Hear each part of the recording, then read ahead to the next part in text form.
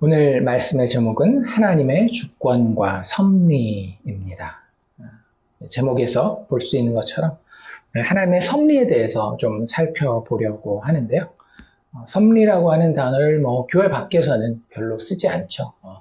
교회 안에서도 좀 뭐라 그래야 될까, 진지한 이야기 이런 것들을 할 때, 설교, 성경 공부 이런 정도 할 때 섭리라고 하는 표현을 쓰지 기독교인들끼리도 대화하는 가운데 섭리라는 단어를 그렇게 쉽게 쓰는 단어는 아닌 것 같아요. 영어 단어로는 providence라고 하는 단어를 쓰는데요.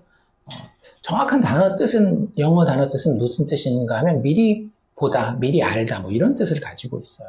그러니까 우리가 섭리하면은 뭔가 하나님 간섭하셔서 한국 단어에는 그런 하나님의 손길 이렇게 생각하는데, 영어 단어나 오히려 그 원문 단어 같은 경우에는 미리 하나님이 보시고 아시고 이런 것들에 대한 단어로서 표현되는 용어입니다. 이 주제를 오늘 가지고 오는 이유는 무엇인가 하면 제가 계속 말씀드리지만 이 사도행전 뒷장으로 가면 갈수록 어떤 신학적인 진술이나 이런 이야기들이 많지 않아요. 뒤로 가면 이제 기적의 이야기 이런 것들은 이제 중간중간 가끔씩 나올 수도 있는데, 오늘 본문은 특별히 신학적인 진술뿐만 아니라 기적에 대한 이야기도 없고, 예수 죽음, 예수의 부활, 예수의 성육신 이런 이야기들이 하나도 나와 있지 않습니다. 그저 굉장히 일상적인 사건들만 기록되어 있을 뿐이에요. 그런데 그럼에도 불구하고 이 본문이 우리에게 기록된 것은 여전히 계속되고 있는, 성령을 통해서 그의 제자들 안에 이루어지고 있는 예수 그리스도의 사역에 대해서 설명하는 연장선 가운데 있다라고 하는 것을 우리에게 보여주기 위해 이 본문이 여기 위치해 있다라는 것을 우리는 지금까지 흘러온 흐름상 알고 있습니다.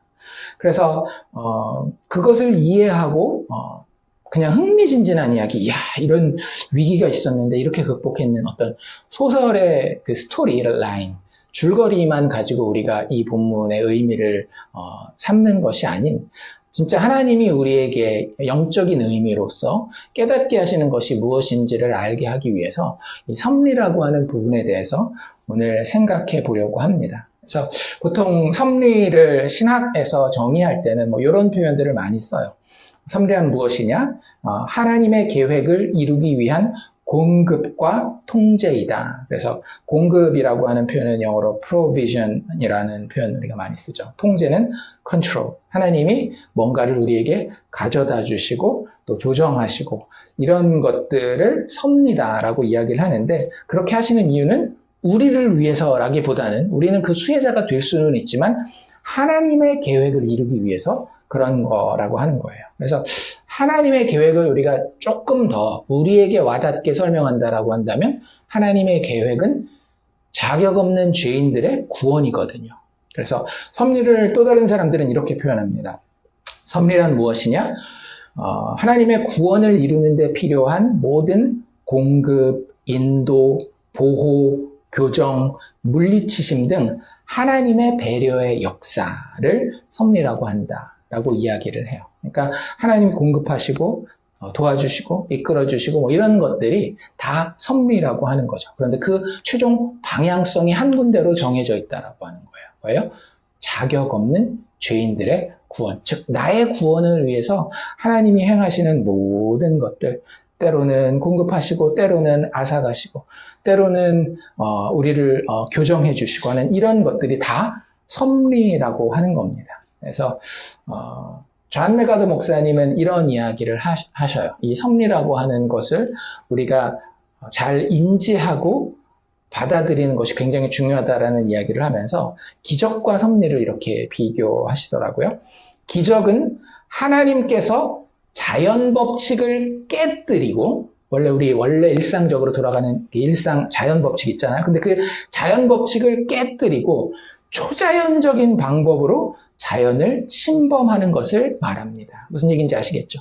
우리가 일상에 보지 못하던 초자연적인 것을 가지고 하나님이 이 역사 가운데 들어오셔서 역시 이것도 목적은 똑같습니다. 뭐예요? 하나님의 구원 역사예요. 하나님의 계획을 이루는 거예요. 그 구원 역사를 이루기 위해서 하나님이 초자연적인 방법으로 이 자연 가운데 침범해 오시는 것을 기적이라고 이야기한다라면 섭리란 무엇이냐? 섭리는 하나님이 자연을 변화시키는 것이 아니라 자연 환경을 사용하여서 자신이 원하는 것, 아까 얘기했던 하나님의 계획, 하나님의 구원 사역, 뭐 이런 것들을 얘기하는 거죠. 하나님이 원하시는 것을 자연 환경을 사용하여서 자신이 원하시는 것을 성취함으로써 자신의 뜻을 이루시는 것입니다. 그러니까 원래 일상적으로 일어나는 일들이에요. 자연적인 현상들. 우리 일상생활인 거죠. 그런데 그것을 하나님 뜻대로 성취해 나감으로써 궁극적으로 본인이 원하셨던 목적지에 이르게 하시는 그것을 섭리라고 이야기한다라고 이야기를 해요. 그래서 그런 부분에 대해서 우리는 예수 믿는 사람의 삶 가운데 많이 뭘 사모해요. 기적을 굉장히 많이 사모하잖아요.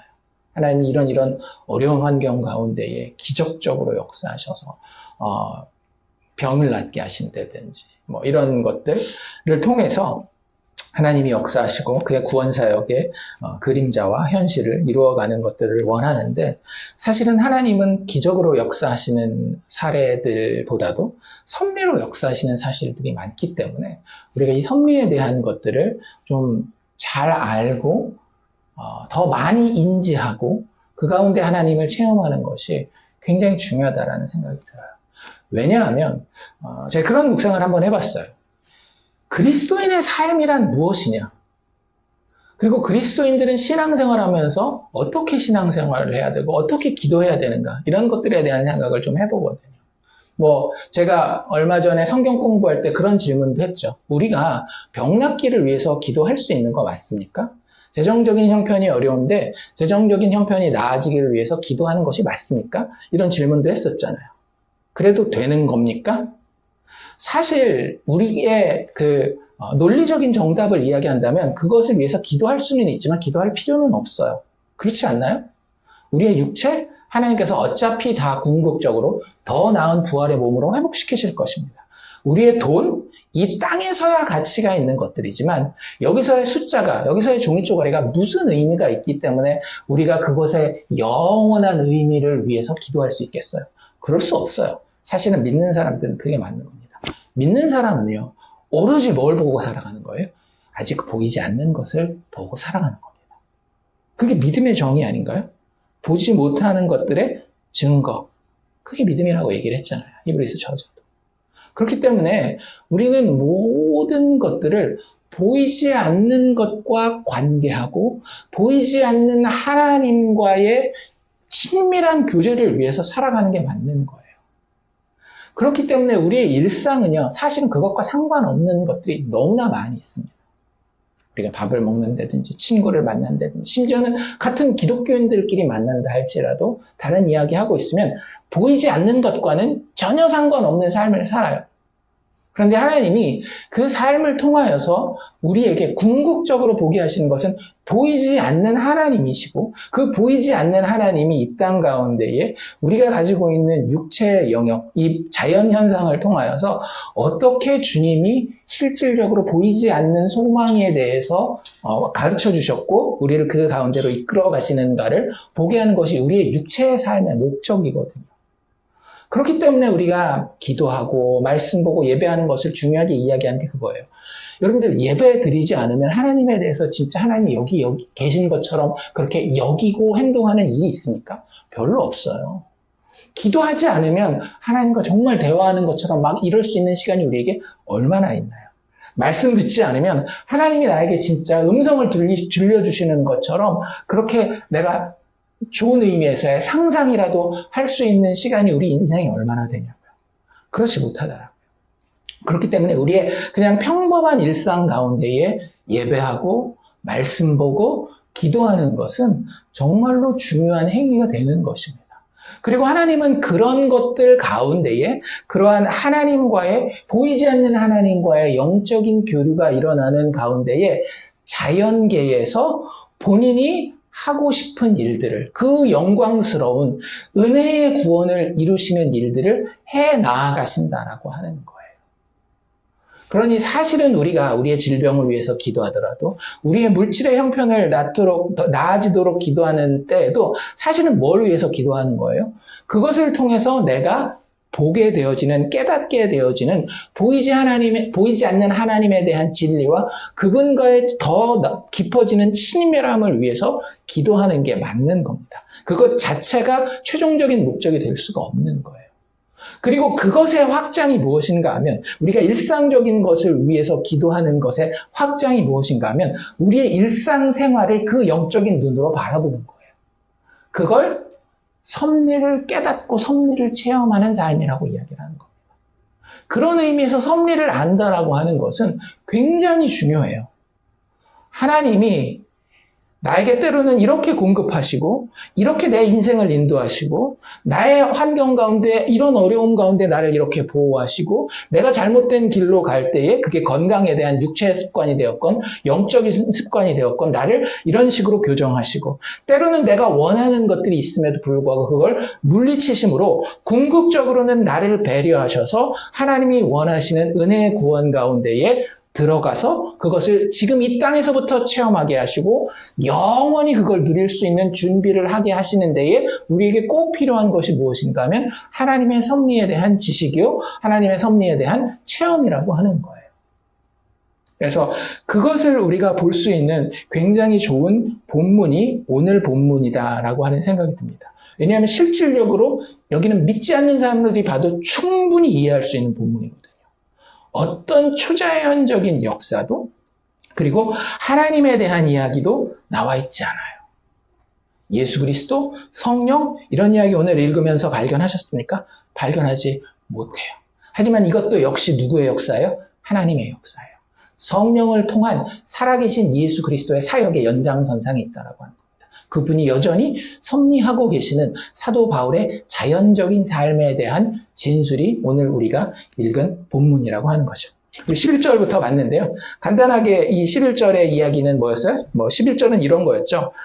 예수님께서 사도 바울에게 밤의 환상으로 나타나신 그런 사건이었습니다. 그렇죠? 근데 그 전에 무슨 일이 있었는가 하면, 사도 바울이 유대인들의 고소로 인하여서, 그들의 소동으로 인하여서 유대인들의 공회였던 사내들인 공회 앞에 가서 자기 자신을 변호해야 됐던 그런 상황이 있었죠. 그때 사도 바울이 어떻게 해요?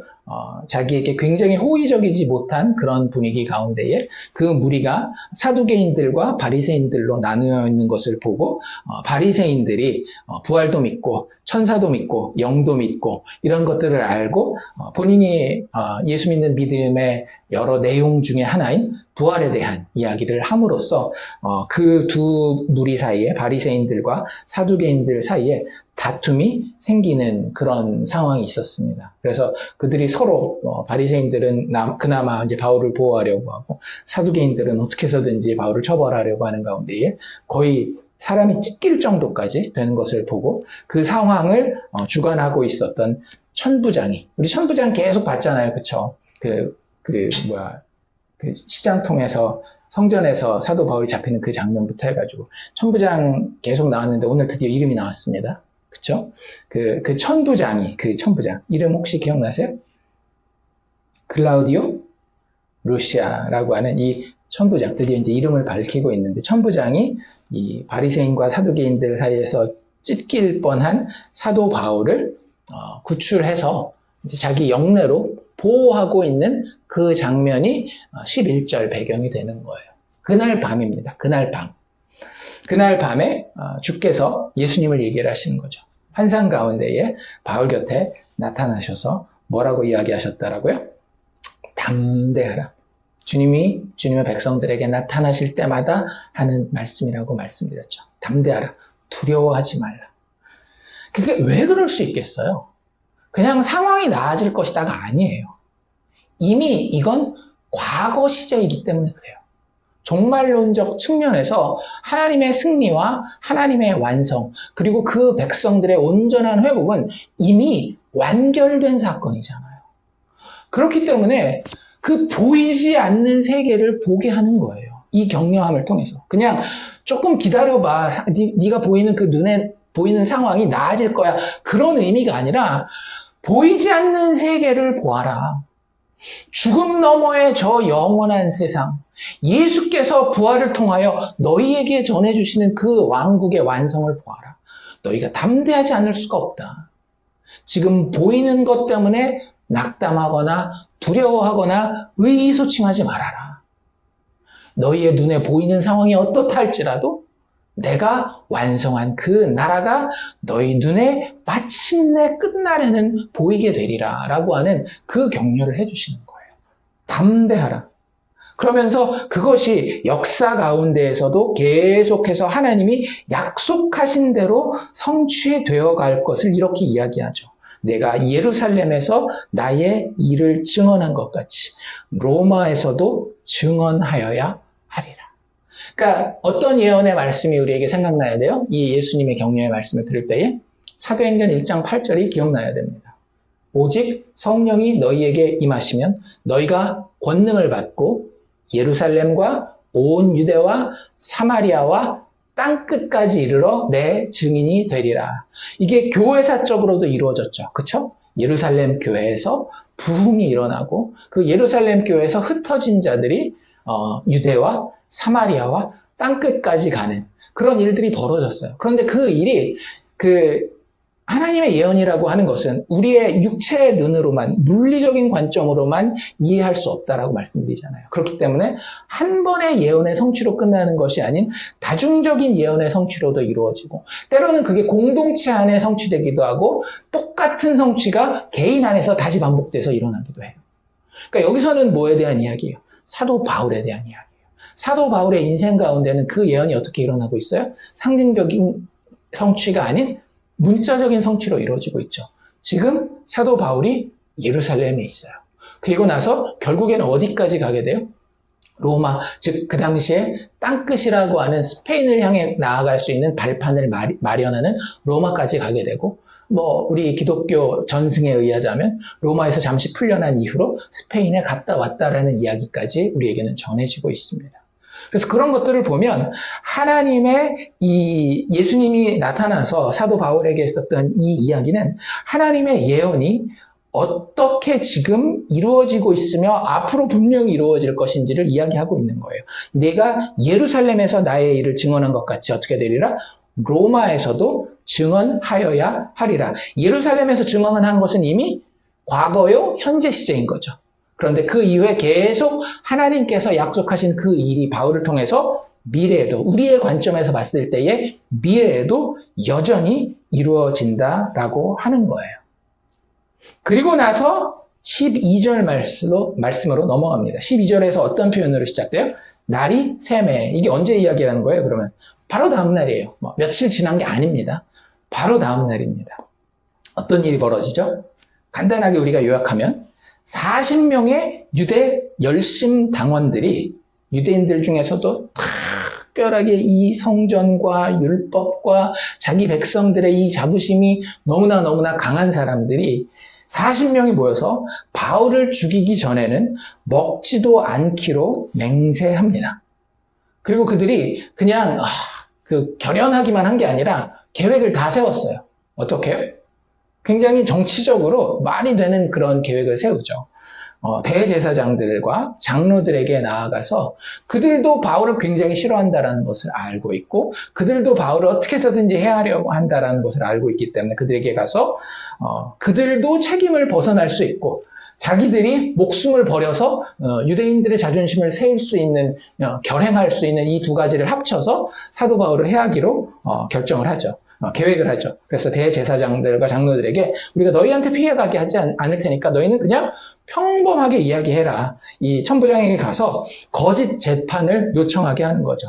공회로, 그러니까 그 영내로 지금 들어갔잖아요. 로마 그 군대의 그 보호 안에 있는 그 영내에서 그걸 어떻게 해서든지 끌어내라는 거예요. 그래서 사내들인 공회라고 하는 물리적인 장소로 오게 거짓 재판을 요청하면 호송해서 갈 텐데, 죄수처럼 여기고 사도 바울을 호송해서 공회로 갈 텐데, 그 호송해 가는 중에 그를 암살하기로 계획을 합니다. 그리고 실질적으로 대제사장들과 장로들이 그것에 동의한 것 같아요. 이 상황만 보면 어때요? 참 그렇지 않나요? 바로 전날 밤에 뭐가 있었어요? 주님의 격려와 위로가 있었잖아요. 주님이 직접 음성을 들려주셨단 말이에요. 그런데 상황은 이렇게 흘러갑니다. 그러니까 예수 믿는 사람은 눈에 보이는 것 가지고 하나님의 은혜와 하나님의 섭리를 판단할 수 없어요. 우리는 그저 하나님의 은혜와 하나님의 섭리를 뭐 가지고 판단하면 되는 거예요? 하나님의 약속에 근거하여서, 그분의 신실하심에 근거하여서 신뢰하면 되는 겁니다. 그래서 섭리라고 하는 것을 우리가 이해하고 우리의 삶 가운데에 제대로 잘 적용하기 위해서 제일 먼저 필요한 것은 무엇인가 하면 하나님의 신실하심에 대한 믿음입니다.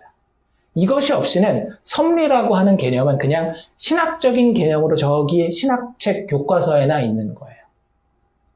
그런데 오히려 섭리라는 개념은 모른다 할지라도 하나님의 신실하심에 대한 믿음과 신뢰와 체험이 있는 사람은 늘 뭐 가운데 살게 돼 있어요? 하나님의 섭리 가운데 살게 되어 있습니다. 그리고 그 섭리를 알고 정말로 자기 뼛속 깊이 피부로 체험하게 돼 있어요.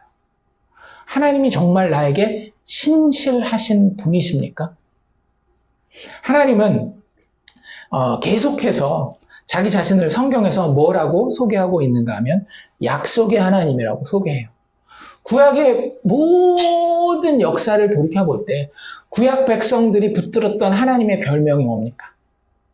아브라함과 이삭과 야곱의 하나님 아닌가요? 왜 그들이 아브라함과 이삭과 야곱의 하나님이라고 불렀는지 혹시 아세요? 약속 때문에 그런 거예요. 아브라함에게 주셨던, 그래서 대를 이어 이삭과 야곱에게까지 전해진 그 약속 때문에 아브라함과 이삭과 야곱의 하나님이라고 하는 겁니다. 그리고 결국에는 그 야곱의 이름이 뭘로 바뀌어요? 이스라엘로 바뀌면서 이스라엘이라고 하는 나라는 뭐에 근거한 나라예요? 하나님의 언약, 하나님의 약속에 근거한 나라라고 하는 거예요. 그래서 그 약속에 근거해서 하나님께서 그 백성을 애굽 땅에서 종으로 있지만 눈에 보이는 종살이가 아닌 뭘 바라보게 하시는 거예요? 하나님이 아브라함에게 약속하셨던 그 땅, 그 백성의 충만한 나라를 바라보고 그 하나님을 쫓아갔다, 믿음 가운데에 쫓아갔다라고 하는 거죠. 그들이 사사시대 때에 그 어려움을 겪으면서 그렇게 여러 번이나 반복해서 이방 민족들에게 괴로움을 받을 때에도 그들이 궁극적으로 결국 바라볼 수밖에 없었던 하나님은 어떤 하나님? 아브라함과 이삭과 야곱의 언약의 하나님이라고 하는 거죠. 약속의 하나님이라고 하는 거죠. 그리고 그들은 그들의 실수와 잘못 가운데서도 계속 어떤 하나님을 체험하게 되죠? 약속을 지키고야 마시는. 물론 그림자로서 성취된 모습들이 구약에 나와 있는 하나님의 약속의 성취이지만 그 그림자만으로도 하나님은 약속하시면 변개치 아니하시고 성취하시는 분이구나라는 것을 계속 경험하게 되는 거예요. 심지어는 나중에 그 자기네들의 정치적인 나라가 망했을 때에도 뭘 바라보는 거예요? 이스라엘 백성들은 다윗의 후손으로 오실 하나님의 그리스도, 하나님의 메시아라고 하는 그 약속을 바라본 거예요. 그랬기 때문에 이 신약 시대에 그 메시아를 맞을 수 있는 믿음의 사람들이 존재할 수 있었던 겁니다. 과정의 어려움이 약속의 성취를 방해하지 않는다라고 하는 것을 그들은 계속 체험했던 거예요. 그리고 그 가운데에 본인의 일상, 과거의 역사와 미래의 기대를 떠나서 오늘 현재의 본인의 일상에서 뭘 체험하는 거예요? 하나님의 섭리를 체험하게 되는 겁니다. 그 하나님의 섭리는 어떻다라고요? 초자연이 아니었어요. 나의 일상에 너무나도 자연스러운 일들을 통해서 뭘 보게 되는 거예요? 하나님의 간섭하시는, 하나님의 배려하시는 손길을 체험하게 되는 겁니다. 사도 바울이 지금 주님의 환상을 봤으니까 진짜 영적으로는 얼마나 막 이렇게 업돼 있겠어요. 주님이 나에게 나타나셨다. 어젯밤에 나타났다라고 생각해 보세요. 지금 예배 드릴 때 우리 표정 자체가 막 화나지 않겠어요? 근데 상황은 어때요? 눈에 보이는 상황은 오히려 더 깊은 구렁텅이로 빠져들고 있는 것처럼 날이 새자마자 주님을 만난 바로 그 다음날 날이 새자마자 이런 일들이 본인을 해하고 하나님을 대적하는 무리들이 오히려 더 흥황하고자 하는 그런 모습들이 보여지고 느껴지고 결국에는 그게 바울의 귀에까지 들어가게 되잖아요. 그런 것들을 봤을 때에 사도 바울은 어쩌면 인간적으로는 정말로 좌절할 수밖에 없는, 하나님의 섭리가 어디 있어? 라고 의심할 수밖에 없는 그런 상황이었단 말이에요. 하지만 사도 바울이 지금까지 체험했던 하나님은 어떤 하나님이라고요? 약속하시면 그 약속하신 대로 지키는 것을 본 그 하나님이 바로 사도 바울이 섬겼던 하나님이라고 하는 거예요. 그런데 그 하나님이 어젯밤에 나타나서 뭐라고 말씀하셨더라고요? 너 반드시 로마에서도 증언하여야 하리라. 그러니 사도 바울은 어떻게 되는 거예요? 이 일상을 통해서 하나님 어떻게 역사하시든지 간에 결국에 하나님의 약속을 하나님은 성취하시고 말리라 라고 하는 그 확신이 있었던 거죠. 그래서 예수 그리스도의 새 언약의 성취. 사도 바울이 그걸 다메섹 도상에서 체험했잖아요. 하나님이 구약 선지자들을 통해서 이야기했던 그 새 언약이 예수 그리스도의 죽음과 부활을 통해 성취되어서 과거와 현재에 신실하셨을 뿐만 아니라 지금까지 본인 삶 가운데 말씀하신 대로 이루어졌던 것을 보고 앞으로 하나님의 언약이 완성되어 갈 것임을, 미래에도 그분의 신실하심을 신뢰하는 사도 바울의 성리에 대한 체험이 여기에 등장하고 있는 겁니다. 어쨌든 이 40명이나 되는 사람이 사도 바울을 죽이려고 했는데 그 상황에서 참 인간적인 표현을 쓴다면 어떤 표현을 쓸 수 있겠어요? 우연히. 그쵸? 진짜 우연히 어떤 일이 벌어져요? 바울의 생질이 한 명 있었습니다. 우리 별로 쓰지 않는 표현이죠. 생질은 뭐냐 하면 영어 성경은 되게 쉬워요. sister's son이에요. sister's son. 근데 여기서 우리는 이제 바울의 가족 관계를 하나 파악하게 됩니다. 최소한 바울이 외아들은 아니었구나. 자기 시스터가 있었구나. 누나였는지 동생이었는지 모르겠지만 어쨌든 그 누이의 아들이 진짜 우연히 이 계획을 듣게 됩니다. 이게 쉬운 일이에요? 어려운 일이에요?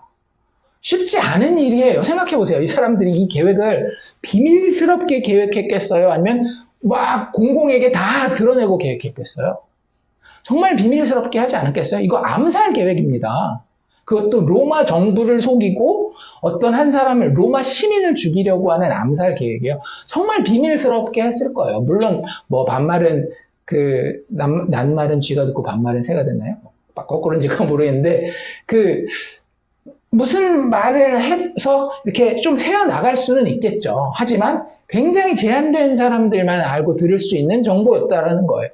그런데 그걸 세상적으로 이야기한다면 우연히 바울의 생질이 듣고 그 매복 계획을 듣고 누구에게 이야기를 해요?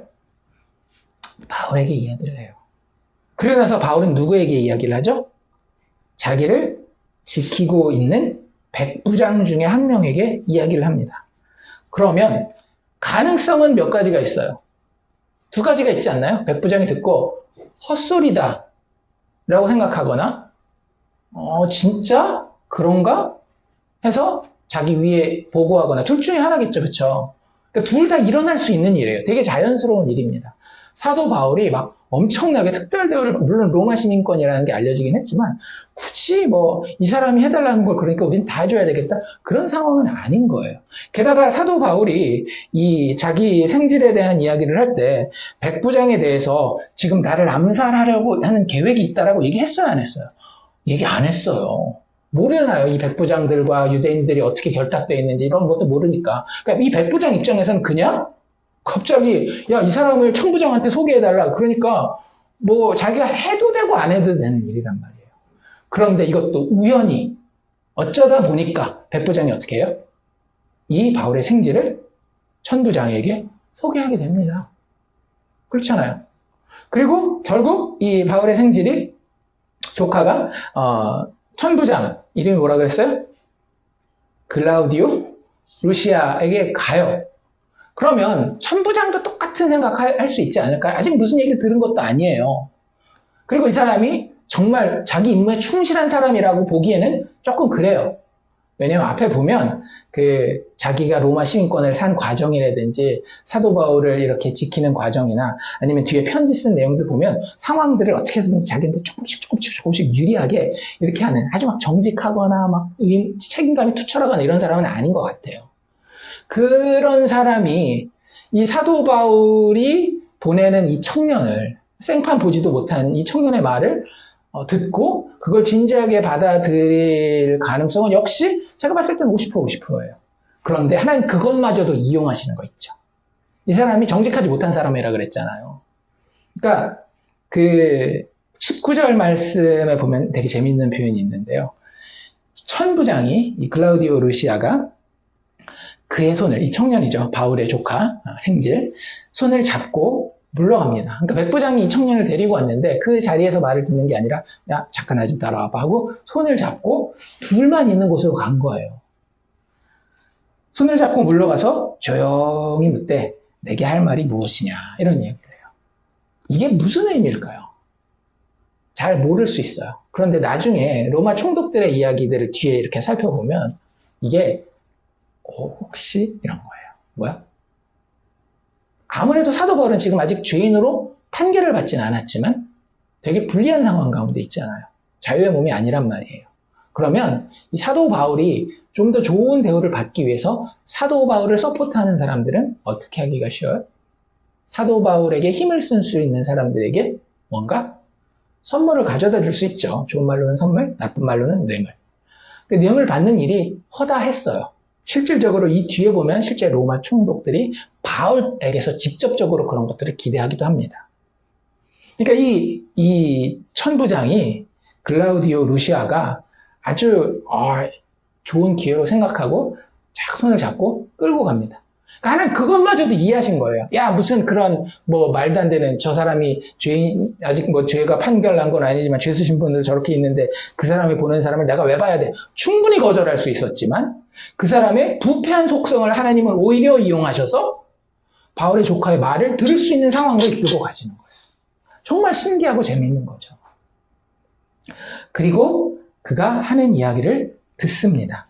아까 했던 그 얘기죠. 유대인들 중에 40명 열심당원이 있는데 바울을 죽이기로 결단하고 이제 그때까지 먹지도 않기로 맹세했다. 그리고 이제 곧 당신에게 거짓 재판을 요청할 텐데 그 거짓 재판을 위해 호송되는 중에 사도 바울을 암살할 것이다 라는 이야기를 해요. 이 사실을 받아들이는 것 역시 천부장의 선택사항입니다.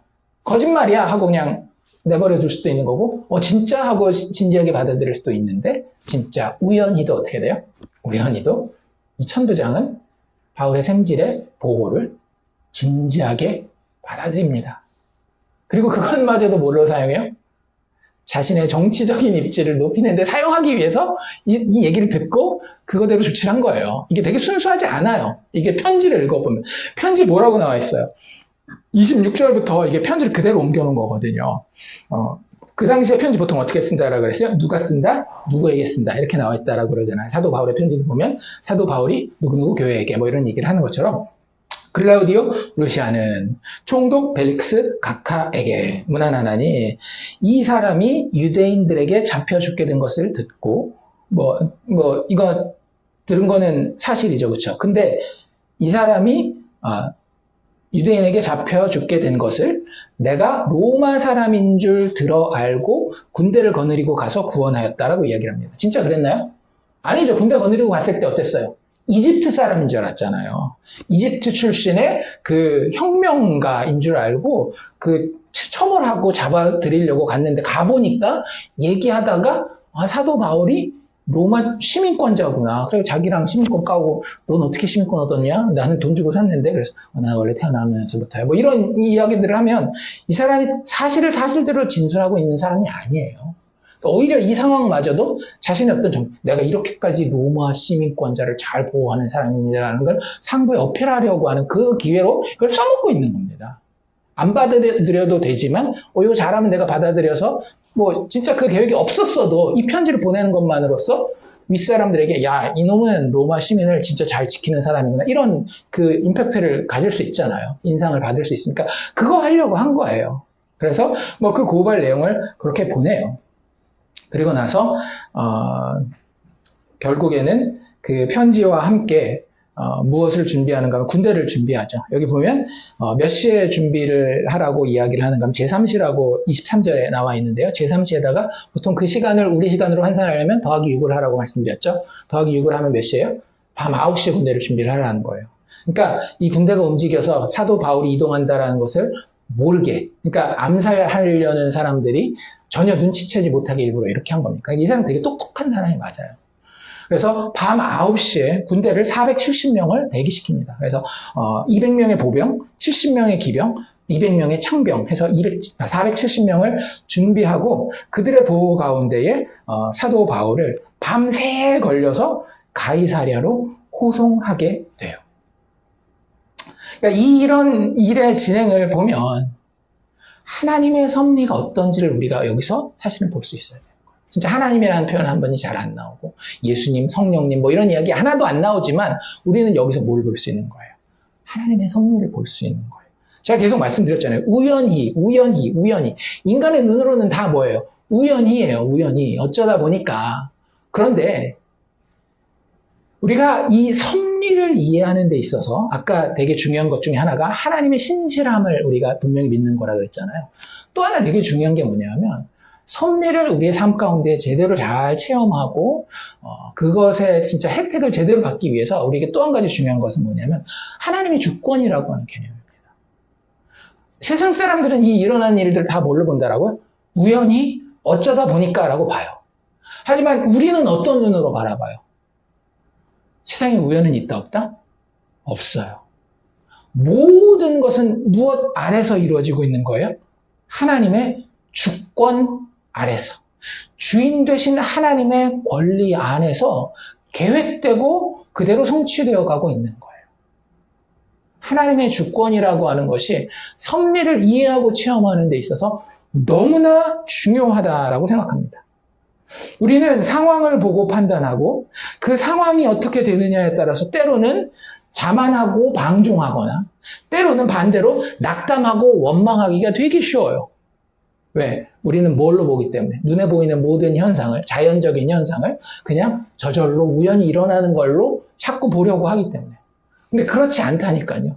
우리가 눈에 보여서 이루어지고 있는 모든 역사와 인생의 이야기들은요, 전부 다 선하고 지혜롭고 전능하신 하나님의 기쁘신 뜻에 따라 이루어지고 있는 겁니다.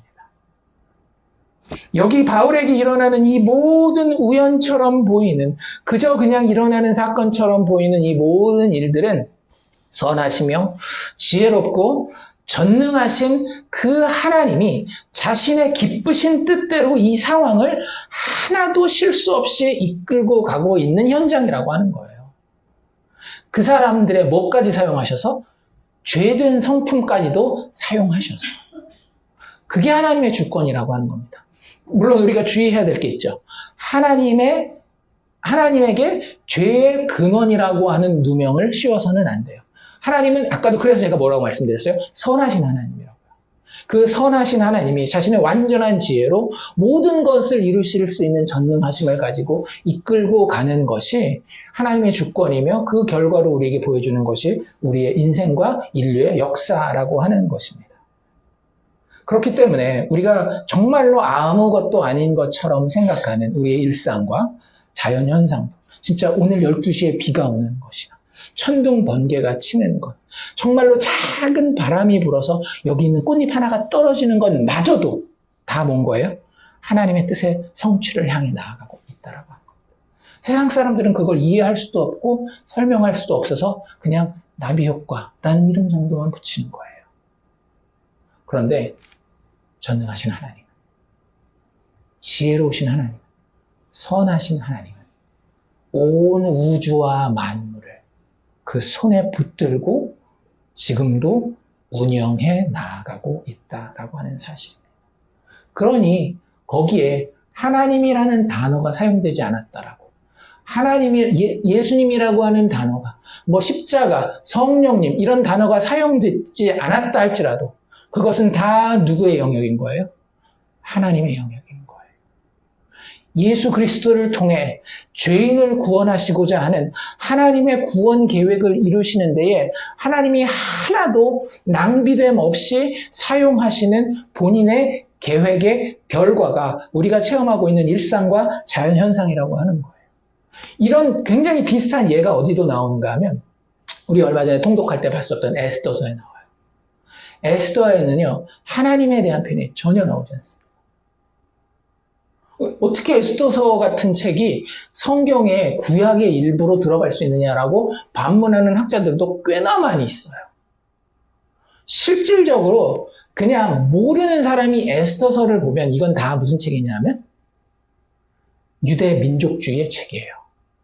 진짜 농담 안 하고 지금 이 에스더서를 현대 컨텍스트로 딱 가지고 와서 지금 2024년도 컨텍스트에서 유대인들과 팔레스타인인들에게 읽어주잖아요. 그러면 유대인들은 뭐 하겠어요? 아, 우리가 지금 하고 있는 게 맞다. 왜? 에스더서에서 일어난 게 뭐예요? 우리를 괴롭히는 적들을 어떻게 해요? 니네 한 대 때렸어? 우린 100대 때린다? 이게 에스더서예요. 실제 그렇게 했어요. 팔레스타인 사람들이 봤을 땐 뭐예요? 야, 이거 종종 말살의 책이네. 그렇지 않나요? 자기는 좀 건드렸다고? 그걸 와가지고 싹 다 싸그리 없애버리는. 그러니까 그런 의미에서 생각하면 에스더서는 사실은 이게 성경에 꼭 들어가야 돼? 라고 생각되어지는 책이에요. 그런데 그런 식으로 보는 게 아니라고요. 성경이 기록된 이유는 다 뭘 보여주기 위함이에요? 예수 그리스도를 보여주기 위함이잖아요. 바울의 사건도 마찬가지입니다. 바울의 사건 이거 왜 기록됐다라고요? 지금도 살아 역사하시는 예수 그리스도. 죽으셨고 부활하셔서 승천하셔서 이제는 멀리 계시는 게 아니라 약속하신 대로 성령을 보내주셔서 하나님의 백성들과 여전히 동행하고 계시는 그 예수 그리스도를 드러내기 위해서 이 사도 바울의 이 사건이 23장에 기록된 겁니다. 그것과 마찬가지로 에스더서도 뭘 보여주기 위한 것인가 하면 하나님이 하나님의 백성을 마침내 구원하고야 만다라고 하는 그걸 보여주기 위한 거예요. 물론 그 당시에 역사적인 배경이나 사건들이나 정치적인 충돌이 사용되기는 하죠. 그런데 그건 그 시대에 국한된 겁니다. 그걸 다시 이 시대에 재현하려고 하면 완전 이단 중에서도 상이단이 되는 거예요. 그 당시에 하나님의 백성들이 어떤 위기 가운데 있었어요? 바벨론 포로로 잡혀가서 하나님이 약속하신 하나님의 구원의 나라가 완전히 손에서 멀어진 도저히 이제는 성취가 불가능한 것처럼 보이는 상황이었잖아요. 그런데 포로로 붙잡혀간 것도 부족해서 어떤 일이 벌어져요? 하나님의 백성들이 원수인 누가 나타나요? 하만이 나타나잖아요. 그 하만이 이 모르드게라고 하는 한 개인에 대한 원한 때문에 무슨 일을 행하려고 해요? 하나님의 백성 자체를 말살하려고 하잖아요. 하만도 주인공이 아니고 모르드게도 주인공도 아니고 에스더도 주인공이 아니에요. 그 모든 일의 주인공은 약속하셔서 그 약속을 이 정말로 비참하고 하찮은 상황 가운데서도 여전히 지켜가시는 하나님에 대해서. 그래서 약속한 대로 누가 오기 위해서? 구원자가 오기 위해서. 구원자가 오기 위해서. 이 하나님의 백성이 망하면 하나님의 구원자가 올 수 없잖아요. 그런데 그것이 끝까지 그 대를 이어서 하나님의 백성이 하나님을 섬기는 것이 끊어지지 않도록 하나님이 그들을 보호하시는 이야기가 에스더 이야기입니다. 하나님에 대한 이야기, 뭐 예수님, 뭐 이름, 뭐 메시아 이런 얘기 하나도 안 나와요. 그냥 제3자가 보면 지극히 정치적인 민족주의 책이에요. 하지만 그 책은 뭘 보여주고 있다? 하나님의 섭리를 보여주고 있다. 그리고 그 섭리는 무엇 가운데 이루어진다? 선하시고 지혜로우시고 전능하신 하나님의 주권 가운데 이루어진다라고 하는 거죠. 그것이 얼마나 우연처럼 보입니까? 에스더에서도 진짜 우연 같은 일이 있지 않나요? 모르드게가 어쩌다가 반란 계획을 들었잖아요. 그거 안 들었으면 사실은 에스더가 풀려나갈 수가 없어요. 그리고 또 어쩌다가 아수에로 왕이 어떻게 해요? 잠이 안 오잖아요. 그래가지고 뭐예요? 잠이 안 오면 뭐 딴 거 할 수도 있는데 책을 보겠대요. 역사책을 그것도. 역사책을 읽다가 또 어디를 우연히 보게 돼요? 그럼 모르게 한 일을 보게 되잖아요. 그거 다 뭘 설명하기 위함이다? 하나님의 섭리를. 주권적인 하나님의 섭리를 설명하기 위한 거예요. 왜? 하나님 뭐 하셨기 때문에? 약속하셨기 때문에. 존 맥가드 목사님 그거에 대해서 이렇게 이야기를 해요. 에스더서에는 막 엄청난 기적들이 나오지는 않습니다. 홍해가 갈라져 건너가고 여리고 성벽이 무너지는 것과 같은 기적은 에스더서에 등장하지 않습니다. 그저 하나님께서 그분의 뜻을 이루시는 중에 모든 종류의 상황이 그대로 짜여져 나아가고 있는 것을 볼 뿐입니다. 그리고 그분은 기적을 통해서도 하실 수도 있고 섭리를 통해서도 이 일들을 이루실 수 있습니다. 예수 믿는 사람들은 우리의 모든 일상을 뭘로 봐야 한다? 하나님의 섭리로 봐야 한다. 기적이 일어날 수도 있죠. 하지만 진짜 기적을 평생 가면서 한 번이라도 체험하는 사람들이 얼마나 많이 있을까요? 대부분의 사람들은 뭘 체험하고 사는 것인가 하면 하나님의 섭리를 체험하고 있는 것입니다. 그리고 그것의 주인도 여전히 선하시고 지혜로우시고 전능하신 하나님이라고 하는 거예요. 그 섭리의 하나님이 이 모든 것의 마지막에 온전한 심판주요 통치자로 서실 것입니다. 우리는 그 가운데에 현재의 인생을 살아가는 거예요. 주권자 되신 하나님의 섭리의 절정은 어디에 있습니까? 바로 예수 그리스도 사건에 있습니다. 하나님이 그 섭리를 통해 인류의 역사 가운데에 우리의 인생 가운데에 운행하실 때에 바라보는 목적지가 있었다라고 아까 맨 처음에 말씀드렸어요. 뭐라고 얘기했어요? 자격 없는 죄인들의 구원이라고 말씀드렸잖아요. 에스더서도 그냥 이스라엘이라고 하는 나라가 다른 원수들과의 싸움에서 잘 이기게 됐다. 그거 이야기하려는 거 아니었어요. 에스더서를 포함한 모든 구약의 역사는 하나님이 약속하신 그 약속의 아들, 그 씨가 올 때까지 대가 끊어지지 아니하고 약속이 무너질 만한 위기에서 그 약속이 무너지지 않는 하나님의 공급과 하나님의 인도와 하나님의 보호와 하나님의 교정과 하나님의 물리치심의 섭리를 성취하시고 보여주시기 위한 것이 구원의 구약의 역사였다라고 하는 거죠. 그리고 그 마지막의 결론으로서 누가 오신 거예요? 예수 그리스도께서 오셨어요. 그 모든 섭리를 통해서 마침내 약속의 핵심하신 구원자 예수께서 오시고 죄인을 위하여서 대신 죽고 살아나심으로 우리의 구원을 성취하고 계시다라고 하는 겁니다. 창세전의 언약과 원시 복음을 통해 시작된 하나님의 구원 계획이 대속제물로 오신 여인의 후손 예수 그리스도를 통해서 성취되었다라고 하는 거예요.